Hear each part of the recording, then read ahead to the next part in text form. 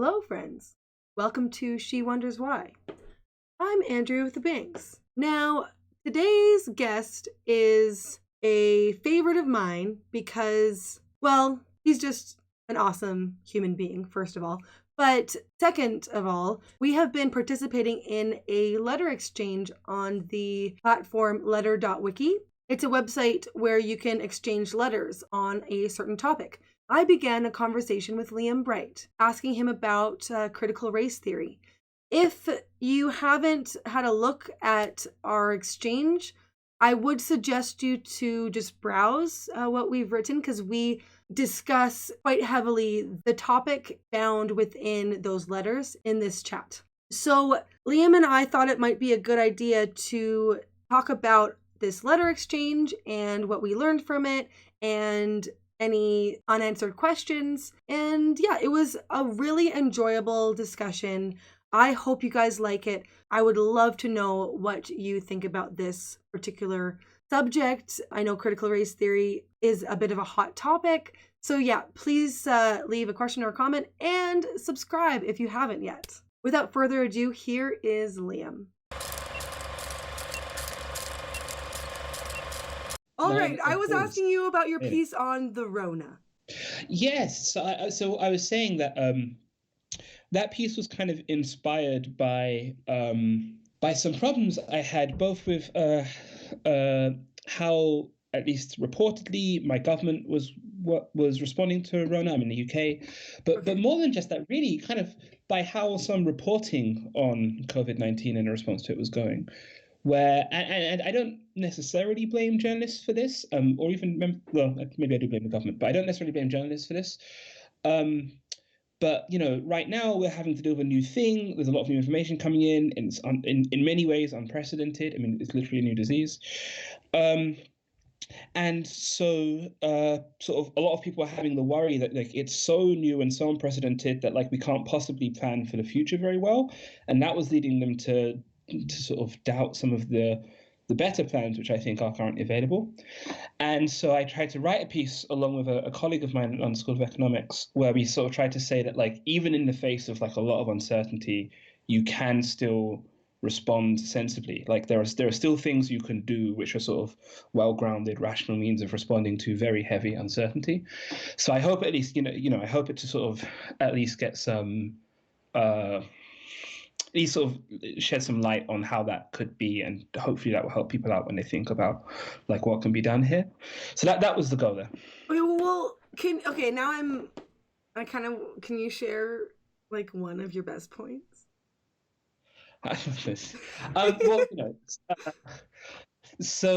Well, so I guess there were two that I would especially highlight. So I'll go with that. Okay. So one of them is, and this is a matter of the UK government's rhetoric, they would often talk in terms of following the science and kind of like you should do all the advice because we're following the science. And, it's a very, very basic thing in decision theory, the bit of philosophy or mathsy philosophy that I study, economics even, that doesn't quite make sense. Like you get in information from the world, but that doesn't straightforwardly tell you what to do. You need to like know what counts as a good decision for you, because that's the only way your information can inform a decision. Right. And so the science, if you think of that as just like the information I'm getting about what the virus is doing and how it spreads and things. What is versus what ought we do about it? Exactly, right. It's that kind of split, right? And that kind of shows up in our decision-making theories. And so one of the things I want to do was say, like, there's more to this than just follow the science. You have to like follow the science along with having a plan for like rationally responding to the information which the science gives you. And so one of the things I wanted to do was say, like there's more to it than that, and these are the other kinds of considerations you need to take into account. And then so that was one of the points, and I think that's a kind of quite a, it's a sort of a point which people should be familiar with, but I think a lot of people weren't, and the government were talking as if they weren't. And if they talk as if they weren't, what I worry is that allows them to not fully explain their decisions, right? So we know what they're doing on the science they get, and that's good, but we don't know what they're doing with that information. And actually, when their behavior seems to be not good, and I think the UK and the US seem to have actually had quite bad responses. And so in hindsight, I would like to learn from this experience and do better. And in order to learn from it, we need to know, well, what exactly were you doing with the information when you took it in? Right. And so so one of the things I sort of wanted to put some pressure on people, or understand why some pressure should be put for the government to explain not just what's the science you're following, but also what's the decision rules or procedures you're following, because we need to know where errors came in. So that was one of the points which we made, or trying to sort of explain. That's kind of a point early on. And another point was that so there's this very famous in the UK. I don't know how it played out in Canada, but in the UK and maybe America, a very famous model from people at Imperial College, where they predicted that if nothing was done to stop the spread of the virus, you'd have over 500,000 dead in the UK and over 2 million dead in the US. Right. Okay. As the virus. And it seemed that one of the ways people were reasoning with that was as if like, well, that's just a prediction about what will happen in that world, and we can sort of like treat that as our guess about what's going to happen there, and then we can sort of start making policies as if, well, we know that's what happened in that world, and we can see what would happen in different alternatives, etc. But that's quite a bad way of reasoning with the model, basically. Like, it's way too uncertain, really, to be sure on any particular figures in that kind of way. It's not very realistic in terms of how much information the model can really give you. And so some journalists and even some academics responding to this were saying, like, no, this isn't a good way to decide what policy to use, right? Like, that's just not a very good use of models or modeling in public policy. That's not very... That shows that you're way too confident in like one model, which you shouldn't possibly be that confident in it. Right. And to some extent, I think that's right. Like, that is correct. That is a good criticism of that way of talking. But we wanted to say that even though that's true, there are still ways of like using the information this gives you to like still like sensibly decide on policies. And we think those policies would probably push you to be quite cautious and still try and suppress the virus. Right.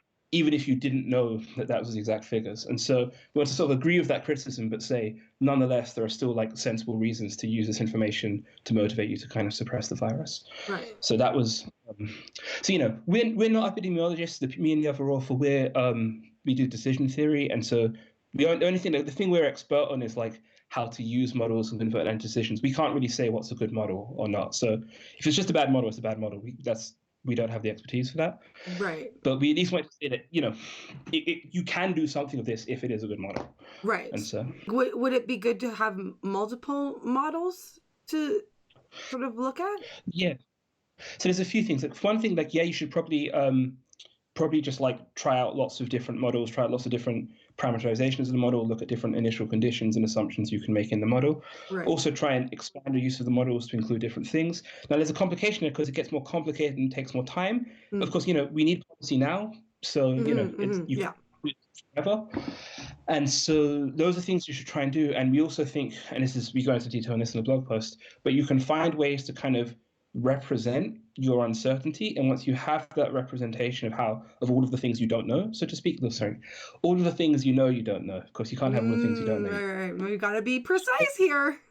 Yeah, once you at least include more of your known unknowns in the picture, it allows you to like more sensibly take into account the information you have and that you don't have to come up with a decision. Okay, well, so Liam, I've decided that if you ever do a podcast, you will call it The Known Unknowns. Or a band. Or a band. Well, it should be the title of something. Well, I think The Known Unknowns is, you know, the unknown unknowns feels more like a philosopher's vibe, right? Right, but, the unknown unknowns. I guess you're right. Oh, but I like The Known Unknowns better. It's got a better ring to it. The Known Unknowns is more of a like swing to it, you know? Yeah, maybe it's a swing band then. So, okay, actually, I am glad to go over some of those things because it kind of reminds me a little bit. I'm going to tie it in. Our letter exchange that we're talking about. Let's go segue. I'm getting for the segue. No, but it does remind me a little bit of it because you're like, well, here's what is, but it's how we respond to that information. Yeah. That's where we go wrong. And that's kind of what your argument was, the whole, I think, thread of our letter exchange. Do you know, Andrea, I was sarcastic about the segue, but you actually pulled that off. Fair enough. Like, that was good. I actually was like, oh, good, he's got faith in me. Yeah, like, I was being all ironic, but like, you don't know, fair play, you own it. That was good. I'm just a trusting Canadian lad.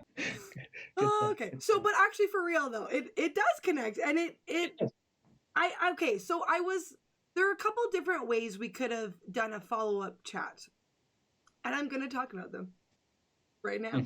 So I thought we could, continue the letter and be like, oh, okay, let's keep talking where we left off, just because sometimes it's easier to do a direct back and forth. But keep writing letters, people. But then I was kind of like, well, I've only done about a quarter of the reading you sent me.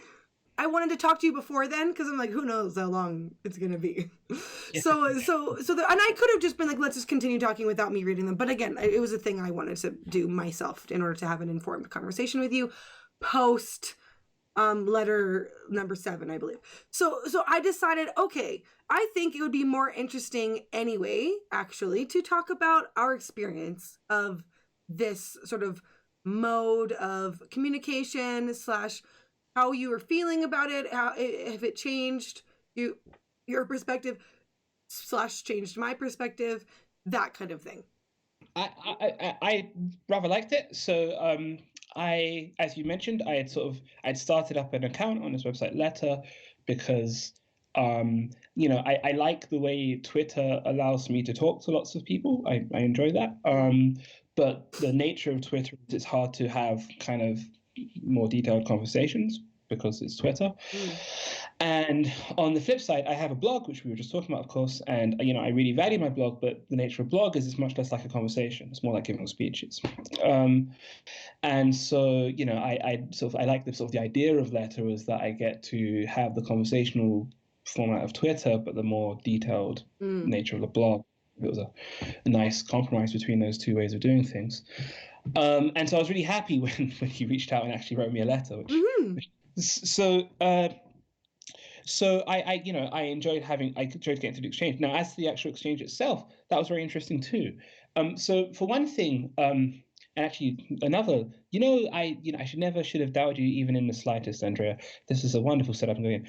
Because as the setup reveals, like my actual normal work, it's not really on the topics in the letter, right? Like it's not like I specialize in critical race theory or something.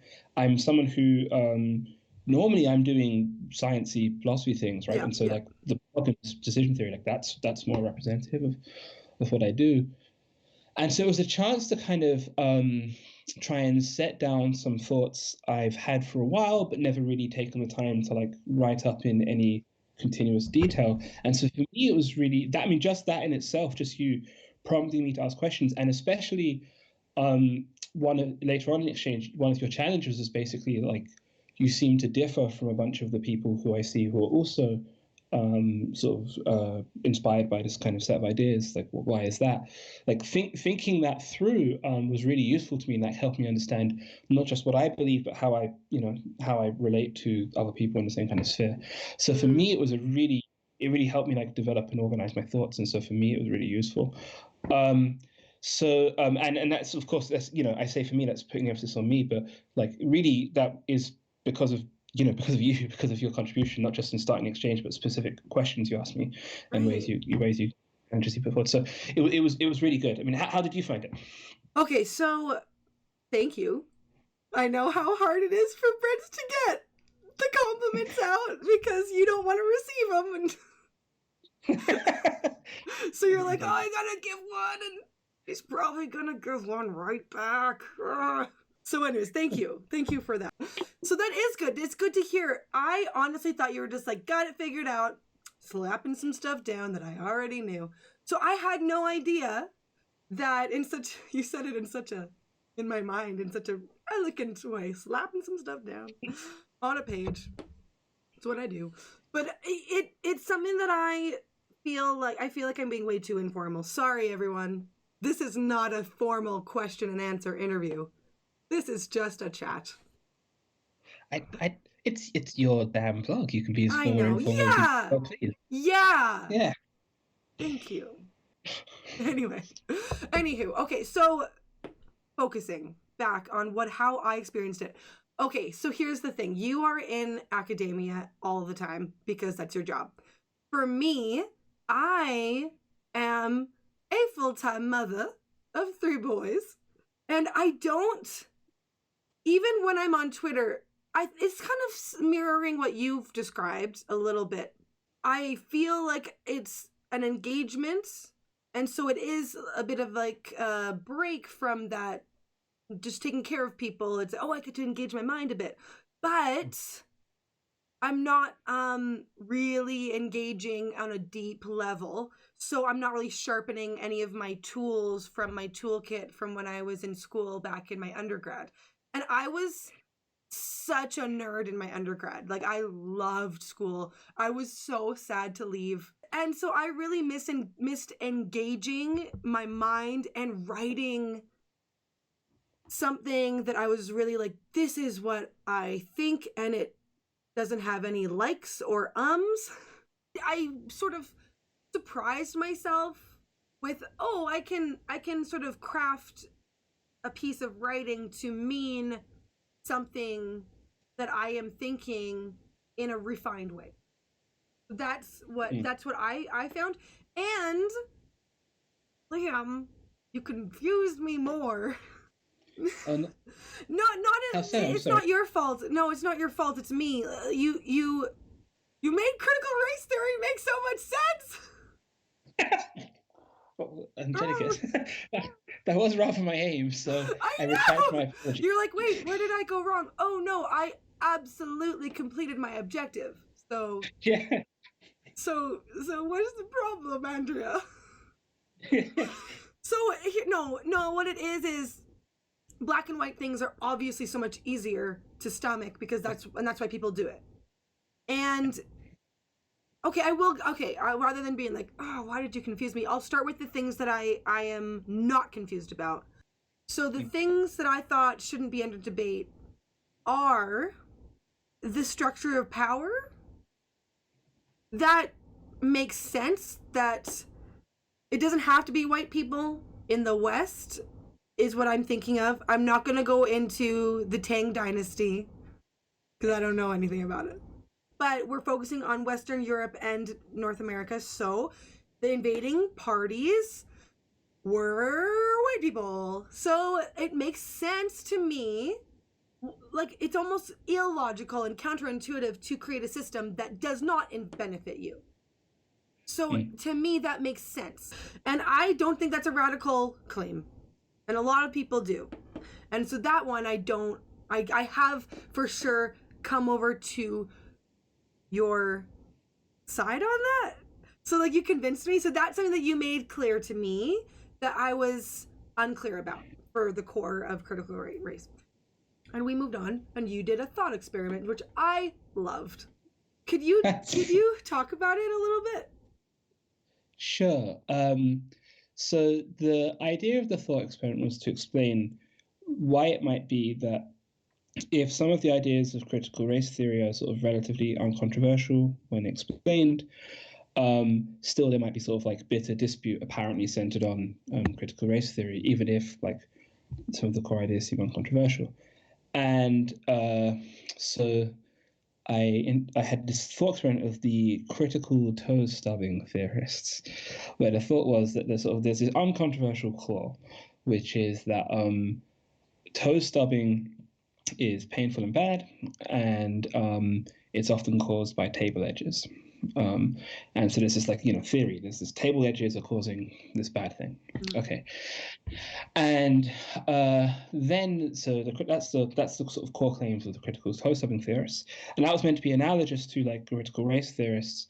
I think the example, which I think is what you're drawing from here, I thought like in a society where previously, there were the white settlers, they set things up explicitly on advantage. There was a racial caste system, and then maybe they get rid of that, but there's still inheritance law and low intermarrying, and so the wealth disparities of the past are kind of passed down in that way. Mm-hmm. And so there's a kind of advantage to being white in that system, and that's relatively uncontroversial, right? The historical facts about that, as you say, it's kind of uncontroversial. It would even be it'd be surprising if it was false in some ways. Mm. So that all looks uncontroversial. So how comes there's fighting here? So then I thought that what the critical toe stubbing theorists do is they conclude that what we should do to combat the evil of toe stubbing is we should scatter Lego all over the floor of every room and refuse to let anyone wear shoes. And so you have to walk barefoot around the Lego rooms. And their rationale is that when people are barefoot and there's Lego in the room, they're careful. And when you're careful, you avoid table edges. And so if you do, people won't stub their toes because they won't bump into the cause of the toe stubbing. And this, of course, generates much more dispute because that's not a good idea. So they do this, and then people they disagree. They say, I'm not gonna put Lego on the floor and walk around barefoot. That's not a good way of dealing with this problem. But you can sort of imagine it only takes like a small initial misunderstanding, right? Someone says that, and someone on the critical toe stubbing theorists, they maybe accurately or not, they get the impression that what's being denied is that toe stubbing is bad, or that soft pain is bad, or something more core like that. So then they sort of respond by defending their core claims. They say, like, well, how could you say that? Obviously it's bad to stub your toe. Or you say, and then again, in a sufficiently polarized environment, sort of the very fact of the other team and defending a claim passionately is a temptation to defend the negation of whatever they're saying. Like you say toe stubbing is bad, well, I say it's not bad. And that's just a temptation, very polarized environment, especially one where easy misunderstanding is possible. Oh, I thought we all agreed on the toe stubbing being bad, and now you're saying it's not bad. Okay, yeah. Yeah. And so that sort of the dispute kind of generates itself out of an initial misunderstanding, even though the core claim by itself was uncontroversial. It was added to more controversial claims. And finally, in the environment, sort of ridiculously, I imagine there are malicious pro-toe stubbing agents trying to sow discord, because the last thing they want is us to form a united front against toe stubbing. Now, that's admittedly, I can't think of any analog to that, but there really are people who are sort of like straightforward, the old school racists, the Richard Spencers of the world or whatever, and they might really have an interest in there just being eternal failure to unify around an anti-racist platform, and so they'll do everything they can to promote this kind of discord. And so then what I imagined really is analogous there is, you have critical race theory, which is grounded in relatively uncontroversial historical claims and in understanding about how things like inheritance law and things like that might work. And then it's not the critical race theorist is saying anything as ridiculous as throw Lego around the floor. Yeah. But it's more that social policy is complicated and hard, and like anything you propose is going to be difficult. It's going to be way more open to dispute. It's going to be much more controversial than the initial historical claim. And so once you've said that, of course, there's room to disagree about whatever is proposed we do next, right? Like, and you can see this like in the history of which kind of critical race theory comes out of sort of tradition of African American thought, and within African American thought, there have been people who want more integration into the US. There have been people who want to go back to Africa. There have been people who want to have like a nation within the US, like set up a new nation, and etc. Right? Like there hasn't been agreement even within the tradition which the critical race theorists are drawing from on like what you actually do about this historical stuff, because it's always going to be controversial and hard. And so it's already difficult, and then you enter an environment where like for whatever reason, the culture war pre-exists this, like, that's a claim I'm not sure I believe, but for whatever reason, it's rife for polarization, and we're all communicating via mediums like social media where we don't know the people we're talking to, that we don't have the context to interpret each other. There really are malicious, Richard Spencer's a real person. There really are malicious agents who will try and deliberately provoke strife and discord. And so we just have all of the ingredients where, just as the critical toe stubbing theorists began with an uncontroversial claim and ended up in a vicious culture war, like we could, and so that would be my explanation for how it is critical race theory ends up generating this kind of discord. Because this is, I asked you something about, we got on the subject of fruits and bearing fruit, and by their fruits you shall know them. And see, I knew you had a Christian degree, so I was just like playing up. I have to go in the Jesus route. No, it was brought up about, you brought it up on Twitter, and I was like, I'm going to use that in the letter, about the fruits that a system produces.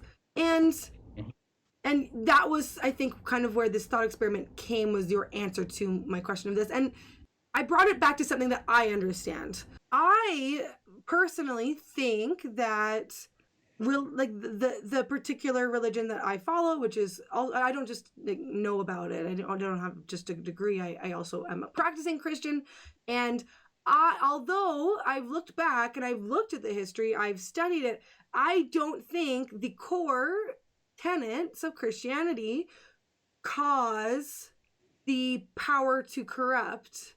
I don't think it's from the core. So that's why I likened it to critical race, because you kind of were from that angle of the core tenets of critical race do not in the and of themselves corrupt. And that's why I brought it over to Christianity, because I was trying to liken it to something that I understand. So I know what I have a version of this. And but even that, people are disputing about the core corrupting. And so I would say, okay, by their fruits you shall know them. True Christian, true follower of Jesus, or not, right?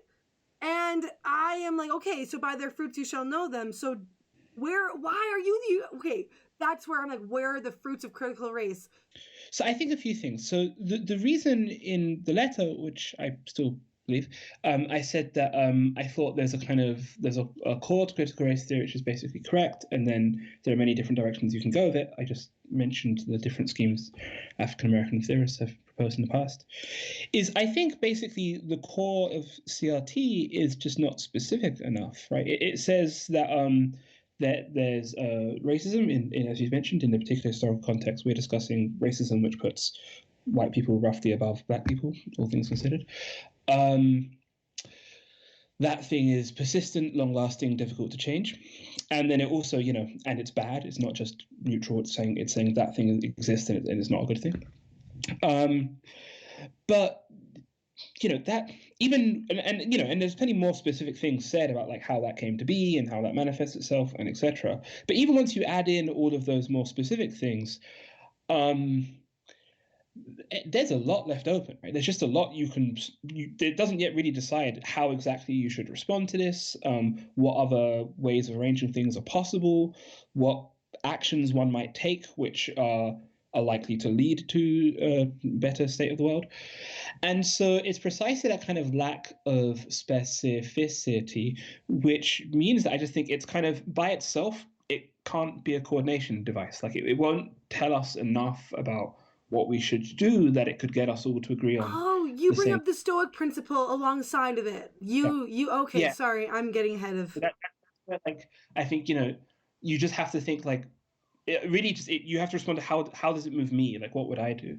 Now I think the analogy there to religion is interesting, because de facto that now this might be an impious thing to say, but I think de facto that is in fact true of most religions. But kind of in theory, the religions are meant to be more total and governing, right? Like, total and governing. Like, what would Christ do is actually meant to be a genuinely good thing to ask yourself for any situation. And so that's the difference with CRT. It's just not as all-encompassing. It can't tell you. Thinking that as you, yeah. In fact, because it does leave quite a lot open, what has to happen is people respond to, like, take it, add it to other stuff they believe, and then it's in that jumble, in that mix. I mean, jumble sounds derisive, but I don't mean it to be. But it's just in that like total picture of the world that it then bears fruit. Yeah. So I think that often people, and I guess I can say this with some confidence since we, the left, keep losing everywhere. Like we do not, in fact, have good theories about how to, like our total theories of the world aren't very successful in getting us to successfully coordinate and change the world for the better. So I think the question is like, is CRT a marginal good or a marginal bad, in terms of is it making it more likely or less likely that we succeed in this thing, which admittedly we keep failing to do. And I guess my sense is I just think I think it's a marginal good, in terms of I think that since it's saying things which are true and worth paying attention to, like, because in particular it's giving it's the theorists which, when they explain the detail, are telling relevant things about how it is that initial injustices can be sort of perpetuated into the indefinite future. And that is a thing which, we should care about not just our generation, but about future generations, right? And so we'd want to have a system which is not likely to do that exact thing, perpetuate bad things into the future. That's the thing worth knowing about. And so, I do think it's helping us by giving us by like making us focus on something which is actually very important if you conceive of society as an intergenerational project where we're in it together with our ancestors and also our descendants. Yeah. And so that makes me think, well, if there are problems, and so where there are problems on the left, the source is likely something else. There's like another source of disagreement. I think in the letter I mentioned one source is I think that often people like for reasons which I go into a bit there, but like are too pessimistic. I think that one of the things that if you can add CRT to and it becomes part of a worldview which basically says it's not just that these systems are long lasting and difficult to change, but they're basically impossible to change. Like they will always win. And I think that if you really take that on board, I mean, that can be quite nihilistic in its consequences. And so that's, I think, the source of problems. Okay. I feel like this helps to clear up some things more for me, because I said how I was just confused at the end because not because of you. Like I said, because it's a cognitive dissonance that I'm seeing. This makes sense, but you're also a very gifted writer and orator, sir. I'm not saying that as a compliment, sir. I am saying that as an insult. You are but you can, if you wanted, you could argue very well on any side because you're a philosopher. Like, right? Actually, what? That's famously the mark of a sophist, which is meant to be the opposite of a philosopher. Actually, I like the sophist. So. Okay. Well, then you see, you know the things. I don't know the things. That's why we're talking. But you could.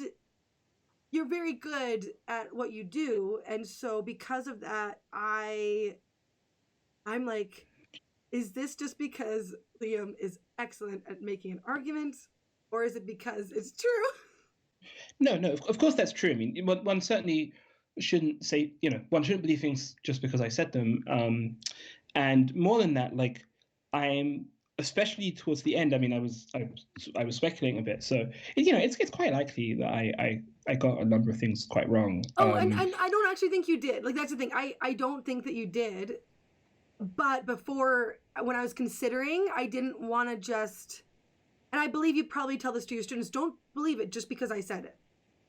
And so I was trying to wrestle with, okay, I like what Liam says, but is this true for all? And I think that you said some of these things already, but that's why I wanted to talk, because the way you explained it in our back and forth here, I think I can understand where you're coming from, because I didn't want to put words in your mouth or ideas in your head. Words in your mouth. Like I didn't want to. Yeah. I did want to put ideas in your head though, because I was writing you. So, but I didn't want to speak for you, saying I don't think this is a wholly realized worldview, because I didn't know if you thought that or not. That's the thing. And now after our discussion here, you are fully fine with no, this is a critique. This is a criticism. That's what it's literally called. And and so now I understand that. And so that's why things are a bit more cleared up, because I'm like, oh, we do agree on that.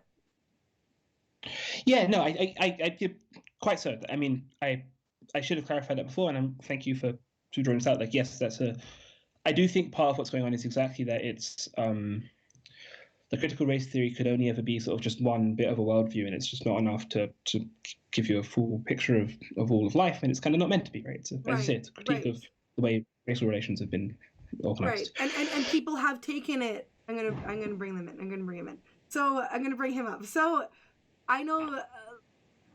From Twitter, James Lindsay has written about critical race theory being like made into a religion.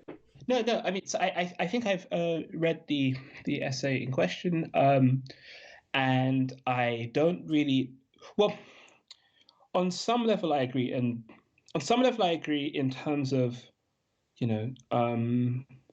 insofar as my overall worldview will include components which are kind of you could sort of reasonably describe as like sacred to me, and I think they're very important, but I might become agitated if they're challenged and things like that.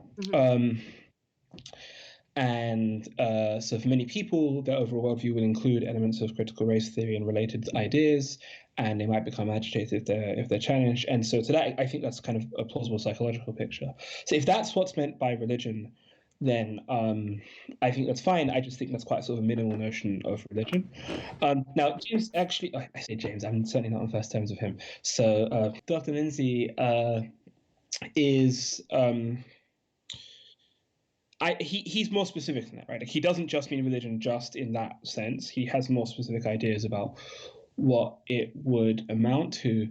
And I think part of that is, if I'm remembering, I'm suddenly not confident in this, so correct me if I'm wrong.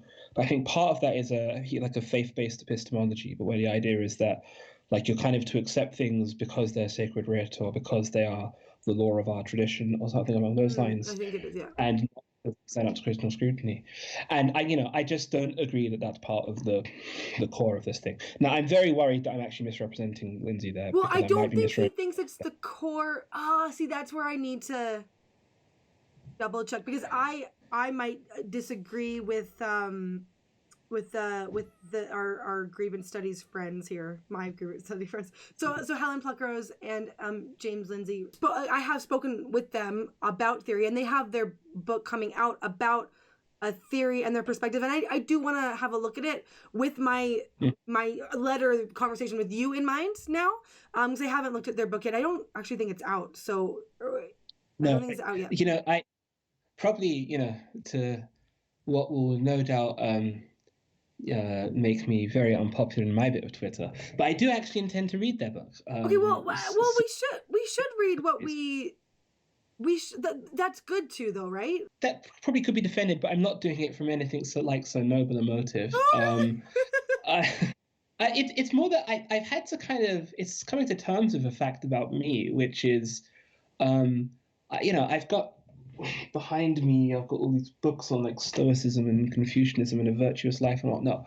But some core of my personality is that I'm a messy bitch who lives for drama. And I just think I enjoy the culture war, and I enjoy reading things which kind of take part in it. Okay. So I'm probably going to read it just because I enjoy the drama. Is where my life is. That is hilarious, and I actually am so like, can we make it out of this, please, people? That's the better. That's where. But then I'm like, oh, I don't have time to read this stuff. So my understanding, I don't know how. Maybe Pluckrose and Lindsay both agree. I've seen this more from Lindsay because of the New Discourses website, which I think is mainly him, although he does sometimes feature work by the others there. Mm-hmm. Is that I think that where he might not so much disagree as be talking about a different thing, is he sees critical race theory as part of, there's like this kind of general nexus, which is maybe like a capital T theory or critical social justice theory, he sometimes calls it. And that general nexus like includes critical race theory as a component, but it's just a whole lot of things. And I think I think the thing he would take to be the religion isn't just critical race theory. It's like this whole interconnected. I think that and I think he would take that part of this nexus, this kind of overall web of belief, to use a philosophical term, is some claims about like what knowledge is and how you can come to know things and what kind of methods are appropriate for finding out about the world. And he thinks they're really bad, right? He thinks they're like they kind of license like ignoring evidence when it's not useful to you, and there's some sort of really bad mistakes about how to discover things and inquire, like ways of knowledge, right, ways of knowledge, and the idea that everything is a social construct. Yeah, and so maybe they think that there's two things they're not in agreement with. There's the metaphysics bit about like it's sort of everything's somehow really dependent on like the way we describe it, and somehow for like what it is depends crucially on how we take it to be in some way.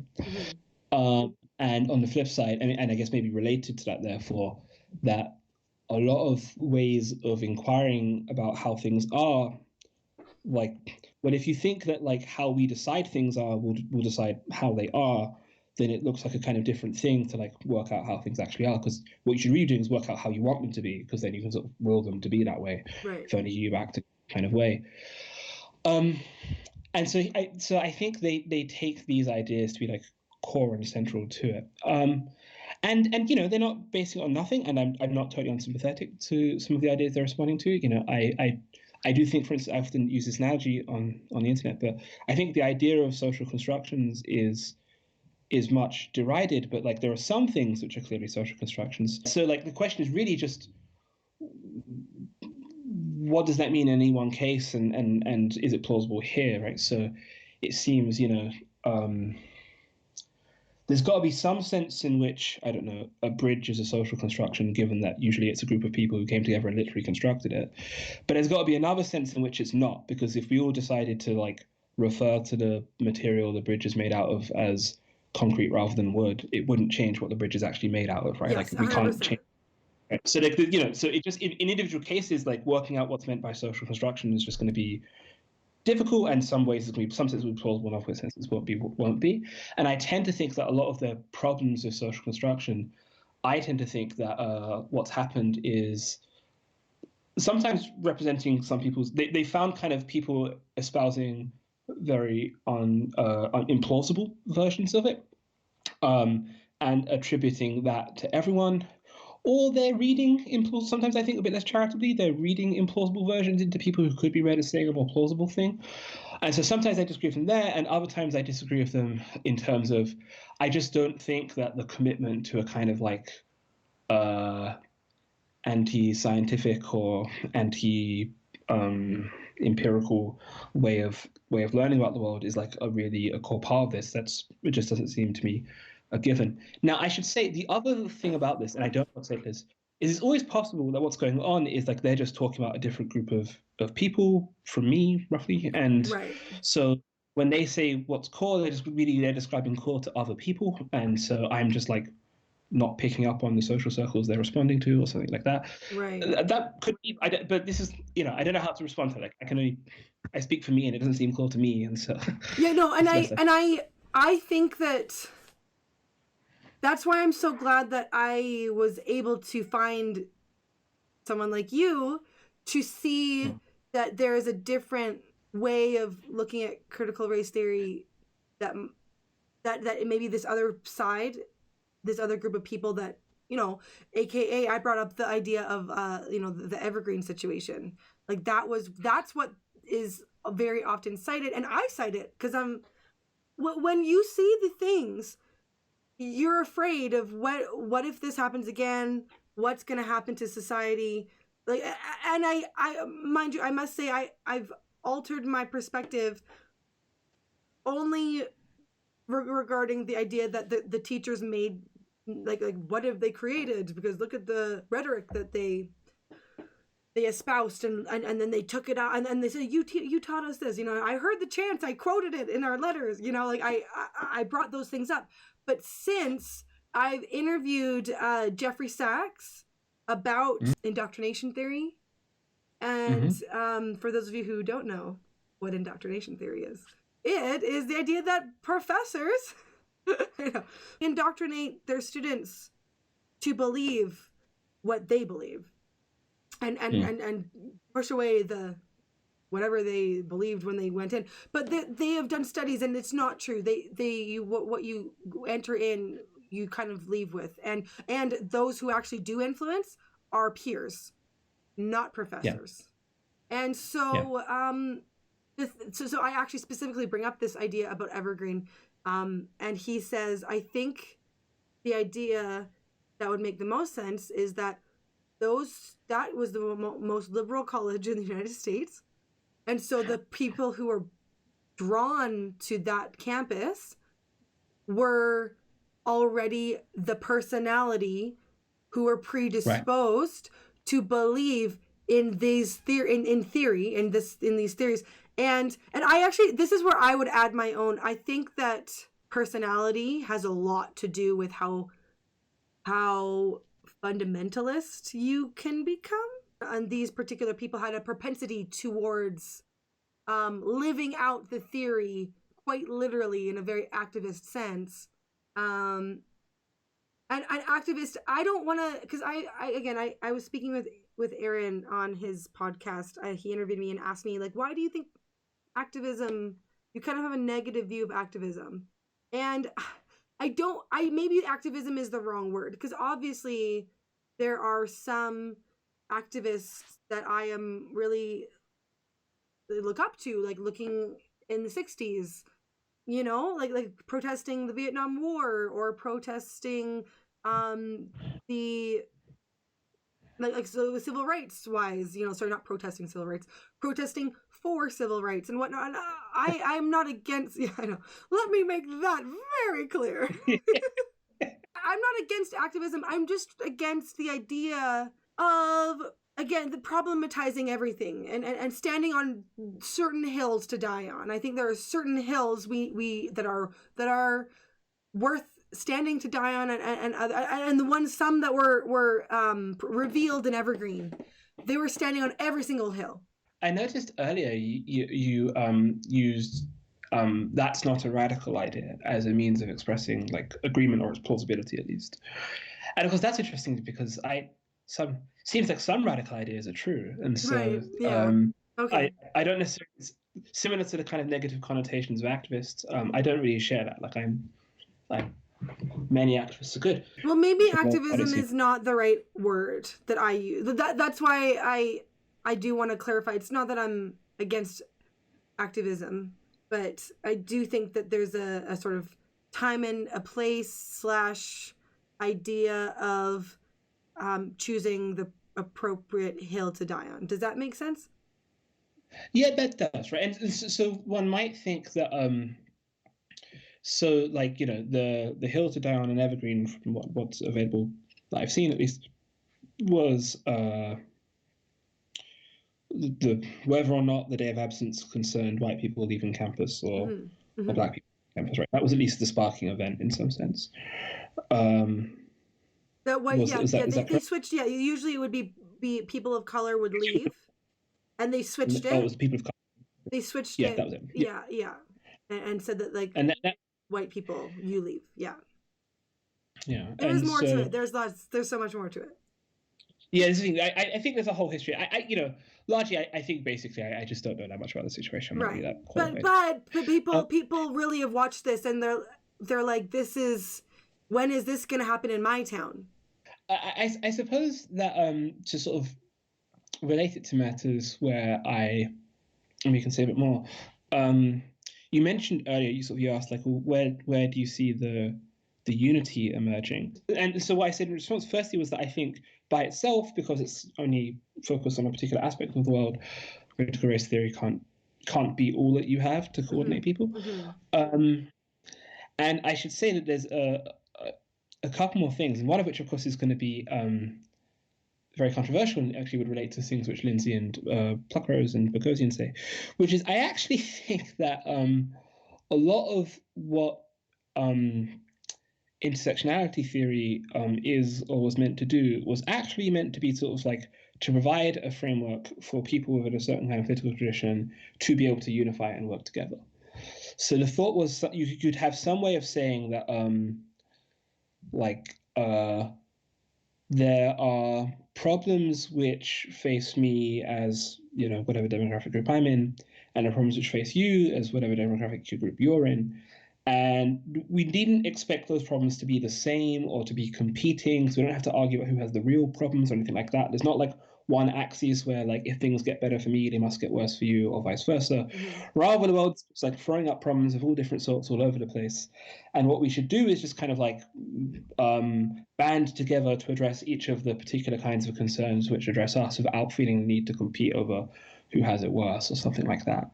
And so I don't think, when I say initially meant to do, let me be careful about that. The initial academic idea is separate from that too. The initial academic idea involves trying to identify particular ways that particular legal systems or particular systems of governance in the United States, is where it first came up with, were firstly failing Black women in particular, but then maybe a bit expanded, failing various groups who had multiple problems coming at them, and ways in which that was leading to oppression and bad stuff. But then there was a kind of a pop cultural osmosis of that. And I really think there was a kind of first round pop cultural osmosis where like the going move of intersectionality theory was something along the lines of person on, forum back in 2004 is complaining about their life problems. Other person on forum says, you think you've got it hard, and let me tell you about my life problems, and starts complaining about that. And there's a sense of competition. And then one or both or a third party eventually says, hold on, intersectionality theory, we each have our problems, me qua whoever I am, you qua whoever you are, that's okay. Like we can acknowledge that and sort of work together on both of our problems. So I really think there was an initial move for intersectionality theory. My sort of memory of it as a forum was like it was meant to be a unifying framework. And you will still sometimes see this in activist circles, actually, where you'll see like some like cultural institutional memory of that understanding of intersectionality theory, where people will say like, what we mean by we're doing an intersectional struggle would be the kind of language is like everyone gets to bring their problems to the table, and like we as a group commit to trying to like identify and work on all of them together, where we all pitch in and thus help out. And so like there was actually a real attempt to sort of use intersectionality theory as a resource to create a kind of united struggle. As I said, I right now in the UK, I'm writing this just after, the Labour lost a big election, and then after that, within Labour, there was sort of a factional infight, and the left then lost the leadership elections. And I say this having recently been extremely humbled by repeated defeats electorally. So I very extremely do need to just endorse whatever it is the left are doing as obviously good. Clearly not. We keep losing. But it doesn't strike me as that. Maybe it is. It doesn't strike me that it's impossible to use these ideas as a means of trying to like create a base around which people can unify. It hasn't worked. So like I'm not. Something's been going wrong, but I don't think I fully understand why, and I don't think it's because these ideas are impossible. Well, I think that I like that. I think if that would be employed, that idea of intersectionality being something that you got your problems, I've got mine, let's work on them together, as opposed to the competition of who has it worse, which is where it's, I don't want to say it's become, but where it's caricatured, I suppose would be maybe a way to say it. That's what we who are not critical, don't know anything about any of this, that's what we're being told it is. Well, so I do. So I think it's complicated in that I think that people who sort of generally don't like it will certainly point to instances of that, and it's a bit unfair to say that it's certainly a caricature of intersectionality theory to say it's only that doesn't really get the academic use at all. And even in activist circles, I do think there's this unifying use, but I don't think it's a total caricature either. Like I certainly have seen people sort of roughly sort of, not just intersectionality theory, like for any left-wing idea, you can find someone saying that like left-wing idea roughly means never having to say I'm sorry, and it means it's the explanation of why I get to be a bastard to you and you can't complain about it. Right. So I've seen intersectionality theory deployed in that way. I've seen various ideas deployed in that way. When I was younger, I mentioned the anti-Iraq war thing. So at the time, there were a bunch of kind of splinter groups of Labour, because Labour, of course, were the one who was in government and were supporting the Iraq war. And often in those circles, they'd be more inspired by kind of like Marxist or Trotsky ideas. And you would see kind of some kind of vague sense that the reason I'm a bullying bastard is something Trotsky, therefore it will make sense. And so, I feel like I've recognized this before, where like you can just vaguely appeal to some left-wing idea, and it's why I get to indulge my worst instincts. Right. And so like I don't think people are pointing to nothing when they say sometimes intersectionality theory could be used in those kind of ways too. But I just don't think it's fair to say that's all of it or that's the only possible use. So even sometimes when people say what's going on, it's not really a fair read of what's going on in that situation, etc. That's why I really do like your inclusion of the Stoic principle, because I actually remember watching a like there's those TED Ed videos. Have you seen them? They're like TED Talk puts them out, but yeah, they're cartoon. It really it's a cool little explanation of Stoicism. And it's so funny because I remember watching this and I was like, that sounds like the Stoics were closeted Christians. I know that Jesus wasn't around, so I understand that. But there is a sort of early Christianity had it's a merging of Judaism and Hellenistic ideas. I watched it and I was like, oh, that's like, you're responsible for yourself. Like, take the plank out of your own eye before you reach for the speck in your brother's, the idea. And I think that the idea of the Stoic principle married to the idea of sort of understanding these cores of critical race, I think that could be a good balancing. So the particular application of the Stoic principle in the letter, right, was that I think that it was peculiar about like what you believe or what you're right. The Stoicism is more general than that, but I was thinking specifically of like you can't. It's a kind of requirement to think for yourself as almost enlightenment idea, which is anachronistic in its own way. But like where it's kind of like what critical race theory entails for you depends crucially on what in general you believe about the world, right? Because it's not complete, and so you have to add it to your total worldview. Yeah. And so like you are kind of responsible for the fruit it bears for you, because it's really it's a consequence of not just it, but how it relates to you and your worldview and your character and stuff. I don't. So it's a much debated thing about whether or not Stoicism as a philosophy in general leads to a kind of a more of a retreat from public life. Now, you did say, of course, some people do have the responsibility to tend to systematic interest. So you weren't saying a complete retreat, but I tend actually to think of Stoicism as probably requiring more public engagement. So I think it's a kind of, there are some philosophies, and I would probably also, although here we might disagree as well, I would probably also think this of Christianity. I think there are some philosophies which very much kind of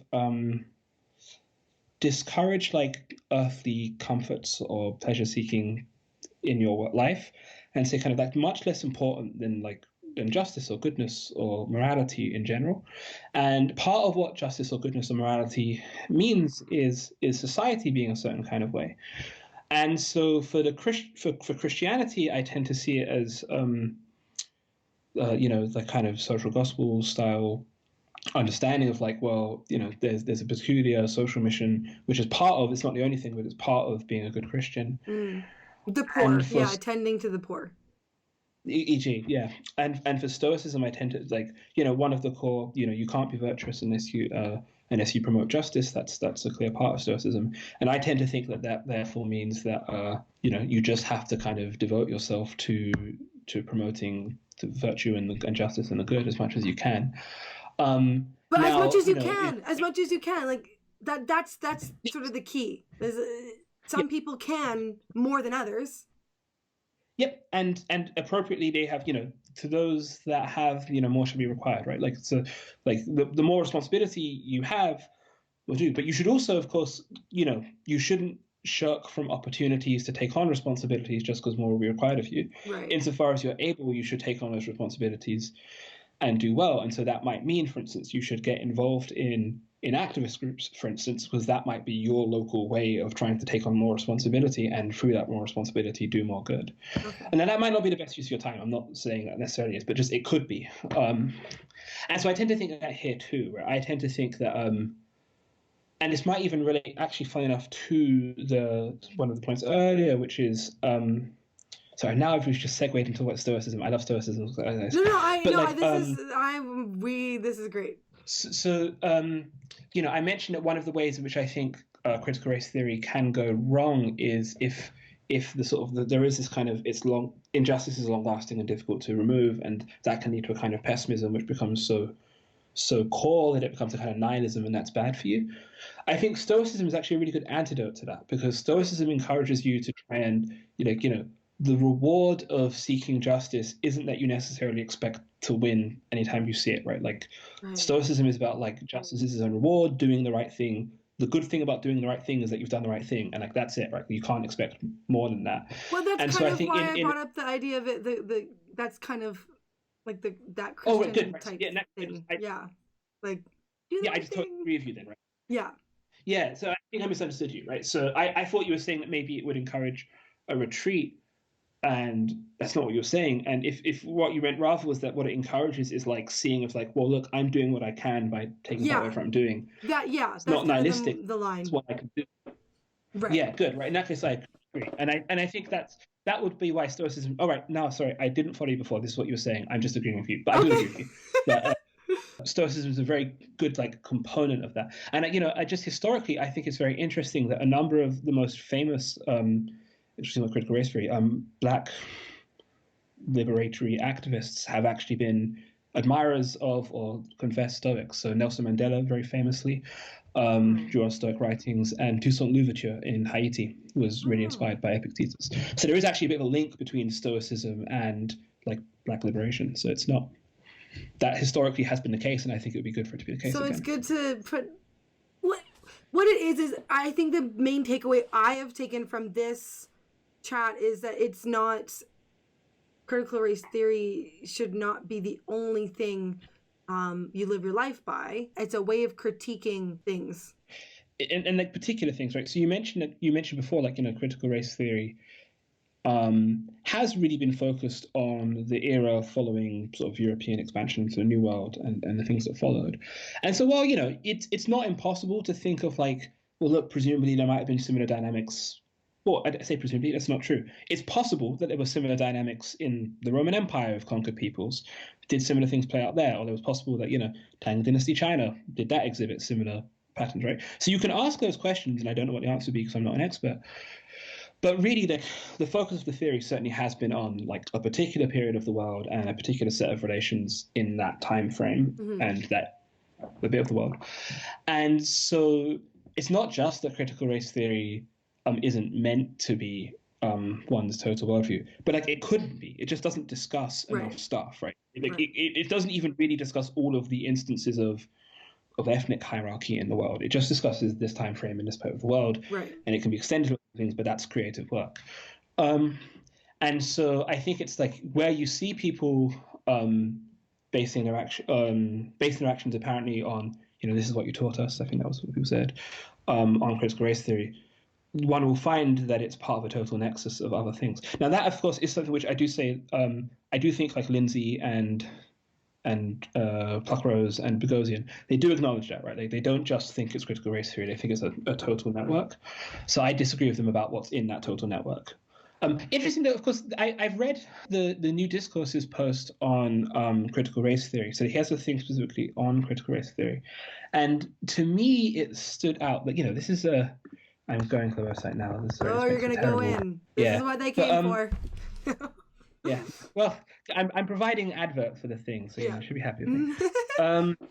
So the thing which really stood out to me, of course, this is a website sort of dedicated to attacking the